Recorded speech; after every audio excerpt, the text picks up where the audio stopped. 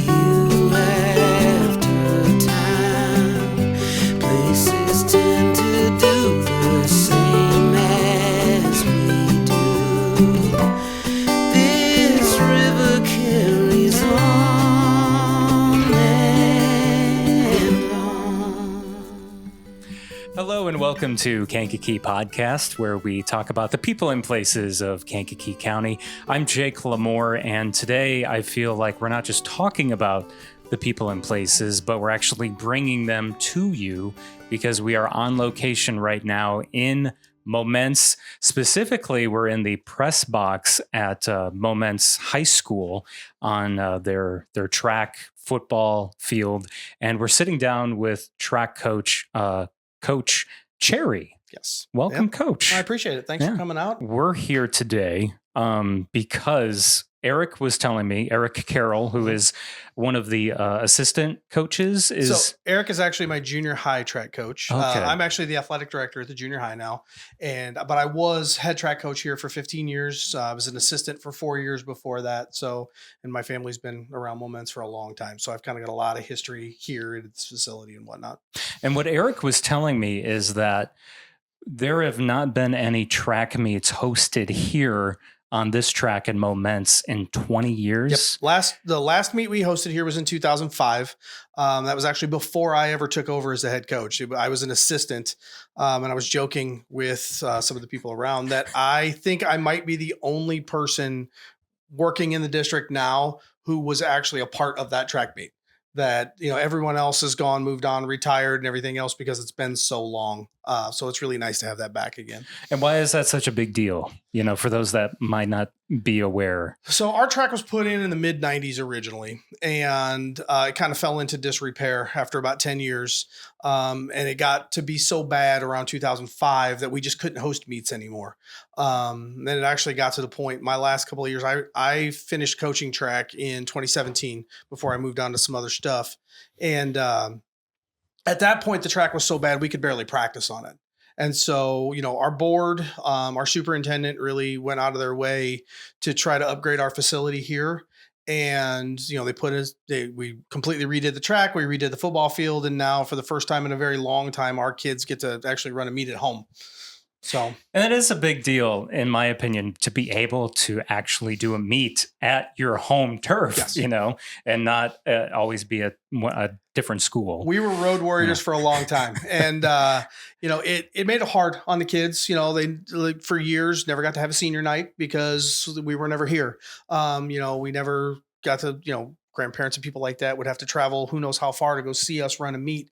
So it's nice to be able to be here on our home turf, to be able to host a meet again, kind of in our own environment where we're comfortable. And just nice to be able to kind of showcase our facility that we have now too, right? Because it's really top of the line. It was cool. I follow the school district's Facebook page, and seeing the progress pictures was really cool. And so what is this turf made out of nowadays? What is, obviously it's not asphalt, right? Or is it just like a new type of? The turf itself it's an artificial turf. And to be honest, it feels kind of like a synthetic plastic surface. But then what they do is they've gone and once they lay all that down, they go over, and there were so many bags of it when they did it. It's all rubber pellets. It's like ground up tire pellets. And when you walk on it now, it really kind of mimics like you're walking on a natural field. It's soft. There's actually some give to it. And then the track itself is, they completely came in, ground out the old one, laid all new asphalt underneath, and then came and put the rubberized surface down on the top. So it's really, really nice. And I think it's going to be a really, really fast track for us too, which is going to be great. And what's cool is that the track is actually open to residents too, correct? Yeah. At certain times, like during the day, the facility's open as long as we don't have kids out using it. Like now that the weather's warming up, we have our PE classes and stuff are going out, make use of it and stuff like that. So we can't have it open then when we've got kids out there just for security purposes.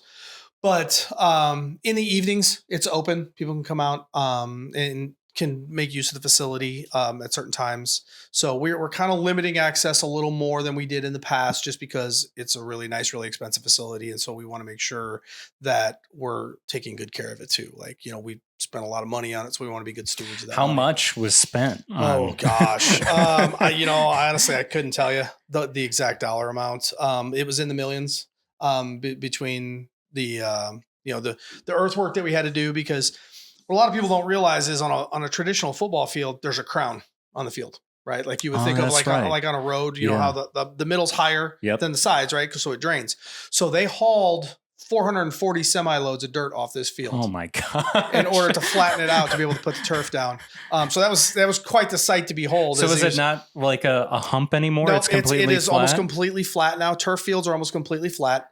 There's just the slightest crown to it. I remember the engineer saying it's only like a 2-degree crown or something. And is that like just because the new material nowadays doesn't have to have that same crown? It all soaks right through, so it doesn't need to drain necessarily the way it used to in the past, because you're not worried about mud. You're not worried about those things. Right, because this is synthetic. Yep. The turf for the football field. But it all, it all is permeable, so all the water goes right through. But you don't have to worry about that getting slick and getting muddy and things like that, because it's all that synthetic. So, and it drains really, really well. They tiled underneath it.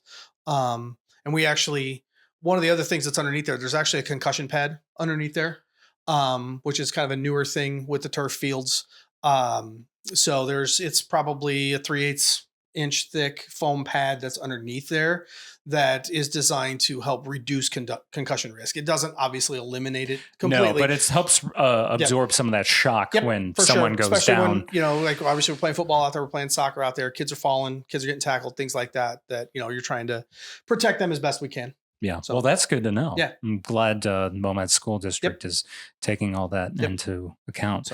So getting to you, Eric was telling me not only yourself, you've been coaching track for decades, but it's actually like a family legacy. Yeah. So my grandfather came to Momence in 1962. He moved here from Alexis, Illinois. So that was, my dad and his two brothers were little at that time. Where's Alexis? Is that south? Far western Illinois, out by the Quad Cities. Oh, okay. Yeah. So, Grandpa got out of the Marine Corps. He taught in Mabel, Minnesota for a couple of years, which is the very southeast corner of Minnesota. Then took a job in Alexis. It's not Alexis anymore. I think it's Mercer County is the high school now.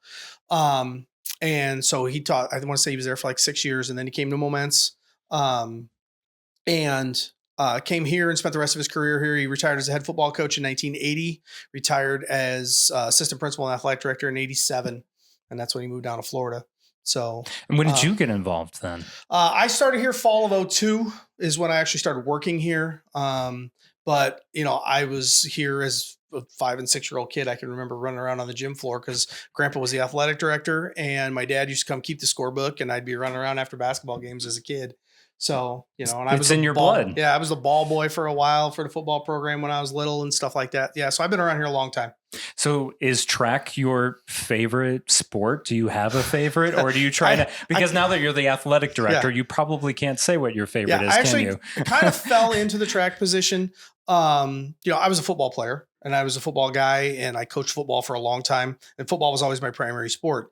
And, Ben Sikma was our head track coach at the time when I first came here. And then Ben was able to get the head basketball job. And so when he became head basketball coach, that's when he decided he was going to give up track. And so I was the assistant track coach, and I kind of took it over. And to be honest, I had only run a little bit of track in high school. Like, it was really not my thing.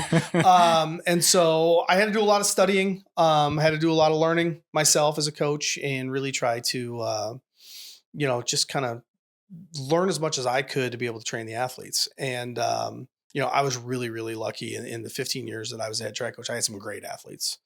We had, I think, 20 some guys go down to state meet and medal, in individual events, plus a bunch of relays and stuff. And, I was fortunate enough to have one kid win a state title and things like that, it's like, looking back now, I look at it and say, we were really good, and in spite of me for a lot of those years, right? Like, you say that because you were trying to learn the sport, right? A little bit, and like learning how to coach. I had never been a jumper, when I did run track, I was a shot and disc guy and I had run a little bit of sprints, but that was never really my main thing.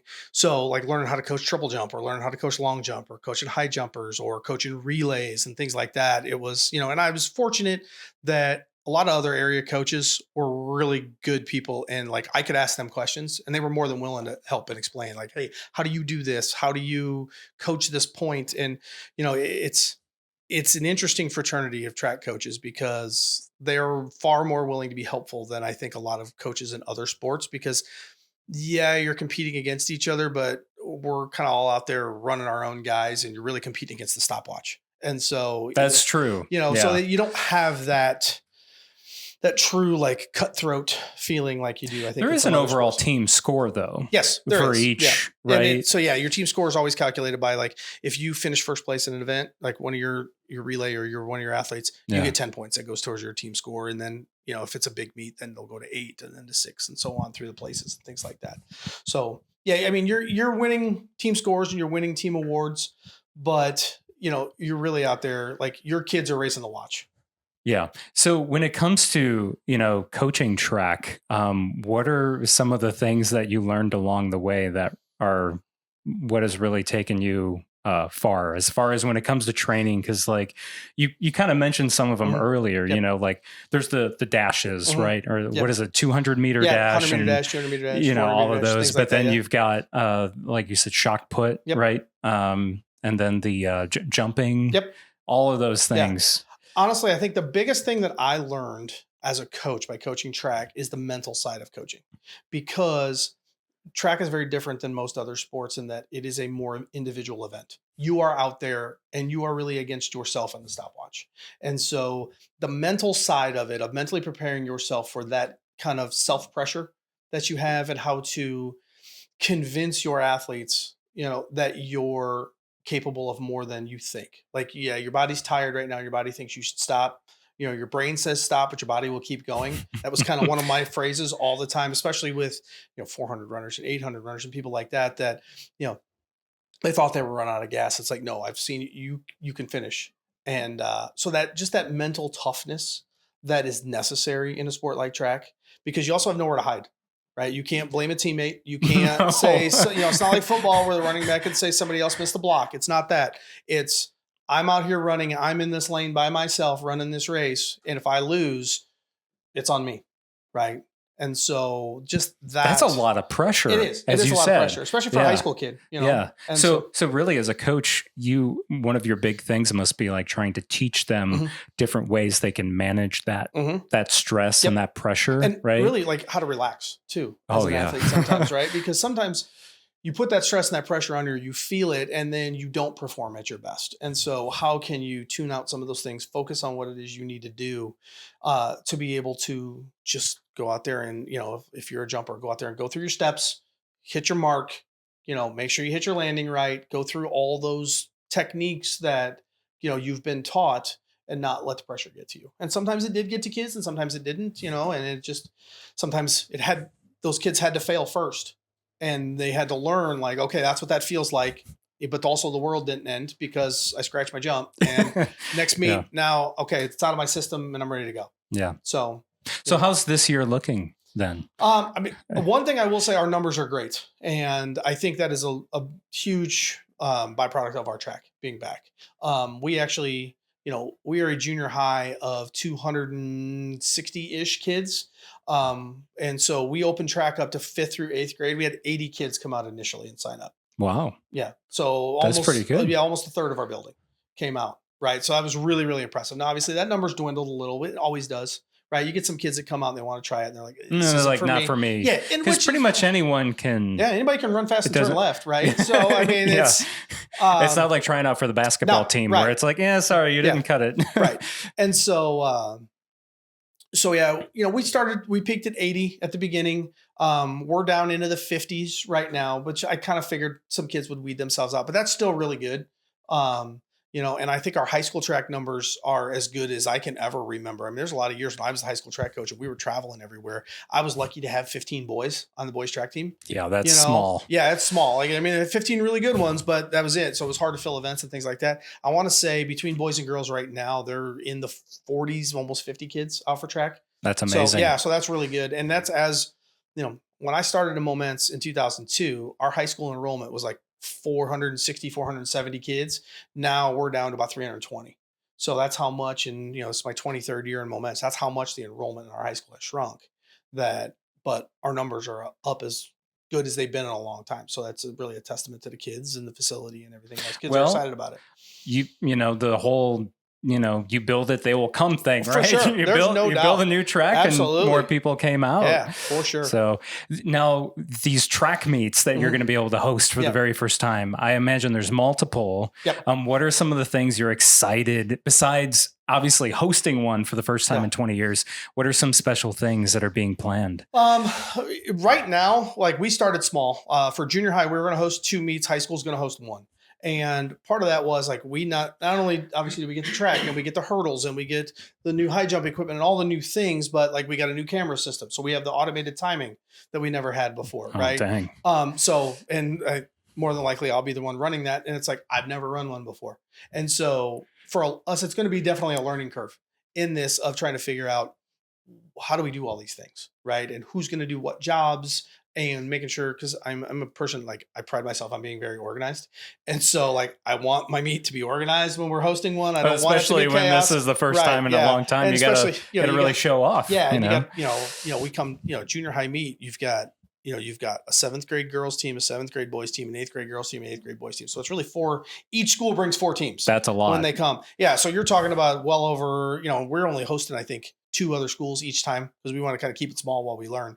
But you're still going to have 100 and some kids here running around and that's it's quite the dance of everyone moving around and being where they need to be when they need to be there so that everything keeps moving and the meet happens.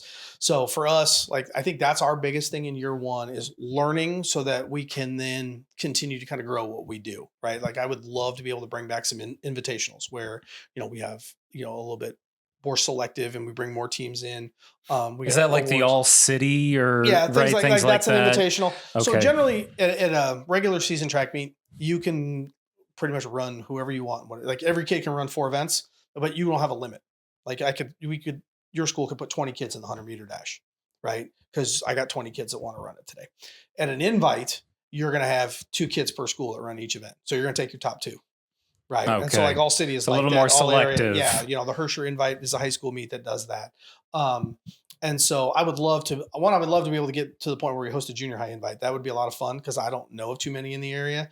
And then I would also our one high school meet we're going to host is the conference track meet this year. So that'll be an invitation. Oh, okay. So Mr. Rounds, who's our high school AD, he decided he was going to take on the conference meet for the first one. I said, oh boy, here we go. Yeah, diving in deep, man. Yeah, right. May as well. Yeah. You got the turf to show off. Right. That's good. Yeah. Now, another thing that's really cool about this too is that one of the Kankakee Podcast Patreon supporters is actually helping out in concessions, and that's Rosa Carroll. Yep. So shout out to Rosa. Yeah, shout out to Rosa for sure. Tacos. Yes. At concession stand. Yes, we at are, a track meet. We are doing authentic tacos at both of our meets. So definitely want to promote that to our community as well. Like, hey, you don't have to be coming to watch the meet to come get tacos, right? Like it's a fundraiser for our program too, for them to be able to get stuff for the kids. I mean, that's really what this is always about. Like the facilities for the kids, the programs for the kids. And so we're trying to do as much cool stuff as we can for our kids, but that also takes money. Yes. Right. And so we're trying to find creative ways to fundraise. And, Rosa stepped up and said, hey, I'll make tacos at your track meets. And I said, that sounds awesome. And so honestly, that would make me go to a track meet. Right. Be like, tacos? Yeah, for all right, sure. Let's go. So we're super excited about that. So she's going to set up back here with the concessions and she's going to make tacos until she runs out of stuff. So we're really excited about that. Awesome. And so when is that first track meet? April 17th is our first one. And then I believe our second one is the 29th of April. So we're going to host 2 in April, and then the high school meet that they're going to host is the conference meet, which is actually on May 5th. So So if people want to witness some Momence sports history, they can come check out that meet for the first time in 20 years. That's such a big deal. Super excited. Well, congratulations. I appreciate it. Thank you. And thanks for coming out to highlight it. Of course. Appreciate it. Is there anything else that you want to add about Momence track or about yourself? Anything? I really, the only other thing I want to say is I just want to really say thank you to our board. Thank you to Mr. Shannon Anderson, who was our superintendent that kind of spearheaded this project. You know, he was high school principal when I taught at the high school before I got into admin. And we spent a lot of years, Shannon and I, talking about kind of our dream of what we could do someday to make this facility back to what we thought it should be. And so when the time came around and he was able to kind of figure out some ways to pay for it, then we were able to get it done. So, you know, huge shout out to him for that, because, you know, without him, this doesn't happen. Yeah. I guess this question actually should have been asked like way earlier, but now it just kind of sparked in my mind. Why was it left kind of dormant almost, the track, for so many years? I know money is always an issue for school districts. But I'm just curious if there was. I mean, I think when it was originally put in, there was a lot of very high hopes. We were one of the first schools to put in an all-weather track like this. I can remember as a high school student, I graduated from Bradley High School in 1997. I can remember coming to Momence my senior year and it being one of the nicest tracks we ran on, you know, and that was the spring of 97. You know, that track was in really good shape. But I think with it being such a new thing and not many schools having it, I feel like part of it was there wasn't a plan in place for like, hey, we have to maintain this, right? And it's going to, like, every 10 years, you need to resurface these tracks, and every 5 years, you need to repaint them and things like that. And then as finances got tough, you know, especially in the late 2000s, you know, schools went through a lot of cuts and a lot of things like that. It was more important to keep teachers than it was to fix the track, right? Like, and I understand that, you know, even as the track coach, I understood that. I didn't want to see people, right? Because you've been a teacher before as well, so you get it. I mean, I was classroom teacher for 21 years. I've been an admin now for 2, and I get it. And so, you know, it just was the financial reality of this community and the state and a lot of other factors. And so we were able to, you know, essentially refinance some construction bonds that we already had that actually went all the way back to the building of the addition onto the high school over there. And so we've been able to kind of refinance those and reuse them as long as they're for construction. And we were able to then use it for field construction, which, you know, was sorely needed. Like, the facility was starting to get in really bad shape. And so, especially the track. Yeah. You know. Well, I'm glad it came time for your turn. Yeah. Or for track's turn, and the football field too. Yeah, and the football field too. You know, we played on it for the first time this year, and that was a fun experience, right? For our kids to be able to do that. And, you know, and we've upgraded the lights, and we've upgraded the field and the track and the whole everything. We've got the video scoreboard now, and, you know, we're hoping to get to that point, like, where we get to do some really cool stuff, like with our automated timing system, wiring it into our scoreboard so that we're able to, like, as soon as kids finish a race, you can see their time. Yep, their name and their time pops up right away. Yeah. So that's one of those, though, down the road. Like, once we figure out how to use our system, then we'll get down the road to start adding some of the cool wrinkles to it, and you know, that's kind of our end goal. Okay. Well, Coach Cherry, this was a lot of fun. Yeah, it was. I appreciate it. Yep. Thank you so much. Well, thank you. Yep. Thanks for coming out. Of course. Yeah. That concludes this episode of Kankakee Podcast. I'm Jake LaMore. Thank you so much for listening. Please hit that subscribe button if you haven't already, and leave us a rating and review on Apple Podcasts and Spotify. Follow us on Facebook, Instagram, and LinkedIn at Kankakee Podcast. Shout out to Stephanie Vanderweide for supporting the show each month through Patreon. If you want your name announced on a future episode, you can sign up at patreon.com/Kankakee Podcast. Special thanks to our sponsors, Chicago Dough Company, Noble Dairy Queen Stores, Frank's Appliance Center and Sleep Source, Pigosh Engineering, King Music, Little Me Studio, Taco John's, D. Westfall Jewelers, and Edward Jones Financial Advisor Adam Elroy.